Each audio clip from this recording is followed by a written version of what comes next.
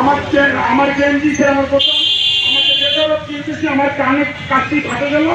আমি তো বুকে টুকে আবার প্রচন্ড সব এই সাংবাদিকরা এই পাপড় সাহেবের কথা মতো এই মাজাহান তারপরে হিরু এরা সবাই মিলে আরো কিছু অজ্ঞাতনামা এরা সবাই আমার গায়ের উপর চাওয়া হয়ে করলো। এজন্য তোমাকে মারপিট করলো।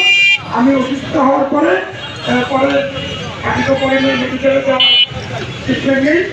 এখানে এমন উদ্ভুত পরিস্থিতি হইল, তো তারপর তাদেরকে বলা হইল যে আমরা তাদেরকে বিচ্ছেদি করি নাই, আমরা তাদেরকে বলে দিচ্ছি যে আপনারা এই উদ্ভুত পরিস্থিতি সৃষ্টি করেছেন, তাহলে আপনারা এই অঞ্চল থেকে তাই না আমাদের এখান থেকে চলে যান। কর্মচারীরা কেটে গেছে, তখন উদ্ভুত পরিস্থিতি সৃষ্টি হবে, এ দায়ভার আমরা নেব না। আপনার সসম্মানে এড়িয়ে যান বা আমাদের এই ক্যাম্পাস থেকে বেরিয়ে যান। তো তাদেরকে আমরা সম্মানের সহিত কিন্তু এখান থেকে তারা বেড়ে গেছে, আমরা গেট লক করে দিচ্ছি।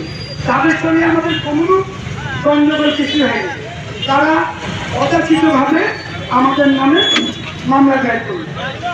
আবার দেখেন, আমি হলাম অসুস্থ, আমাদের নামে কোনো কিছু নেই। আমাদেরকে মামলায় উল্লেখ করলো কি প্রধান নির্বাহীর সামনে আমরা যদি আমাদের বড় বড় সভা করছি, প্রধান নির্বাহীর সামনে যদি আমি অন্য সাধারণকে গালি দেয় তাইলে আমার চাকরি থাকবে। আর তার সামনে আমরা মারামারি করছি, তার সামনে আমরা ওই তার সামনে কি আমরা ওই চাঁদাবাজি করছি, তাদের ক্যামেরা চিন্তাই করছি, আমাদের ভিডিও ফুটেজে সব আছে, আমাদের অফিসের ভিডিও আছে, এখানে সব কিছুই আছে। তারা এই ব্যাপারটা